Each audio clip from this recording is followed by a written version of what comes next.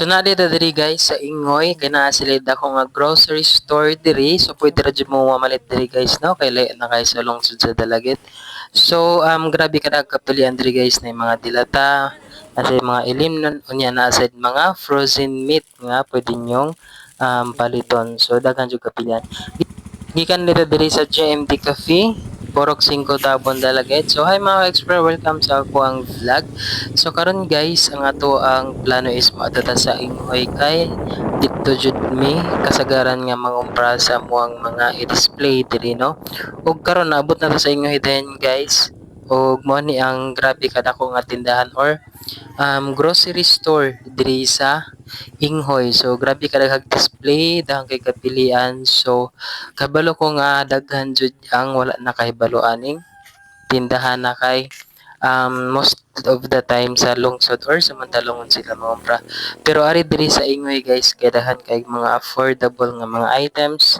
Barato ra ang ilang baligya diri, daghan sad silang mga frozen meats nga inyohang mapalit na ibaboy na asay mga manok nga mga frozen.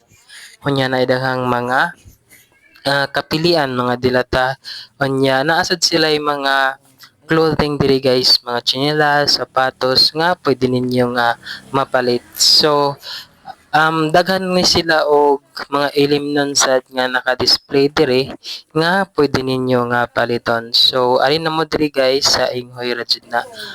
Diri jud mi most of the time may og mga french fries, mga ilimnon nga i-display na mo sa JMT Cafe. So grabe kadaghag kapilian. Nasa ni sila yung mga display nga pan guys, kay naa ni sila yung bakery sa diri sa ilahang grocery store. So grabe kadaghan og kapilian unya grabe pod guys ka affordable ang ilahang mga presyo. Grabe kanindot day guys no, daghan kay sila staffs unya grabe sad ka friendly ang ilahang mga staffs. Ang kini nga grocery stores guys kay unahan dara ni siya sa Cambais Falls diri sa Inghoy, Inghoy Cambais Falls. So basically mga 3 minutes maabot na mo diri kung magmotor magikan sa Cambais Falls.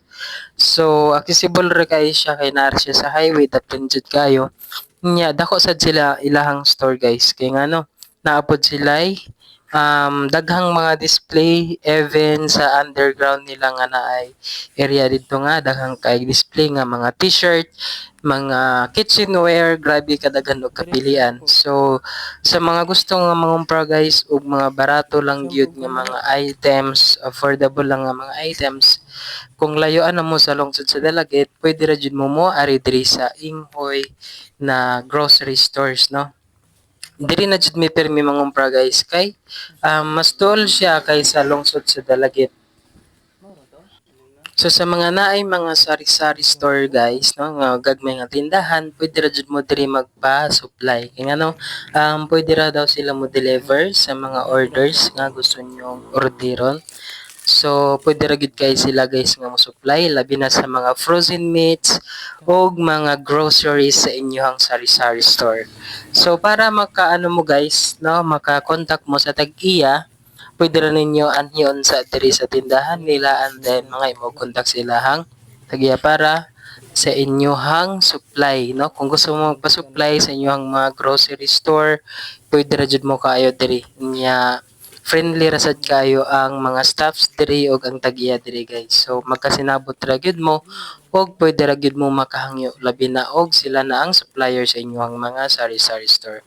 So mao to mga ka-explore ay kalimot i-follow, i-share ang ato ang video, i-follow ang Jonathan the Explorer, JMT Cafe ug ang Arnjon Vlog nga bago na mong Facebook page. So mao to, God bless guys at i-share pod ang ato ang video para daghan og makita.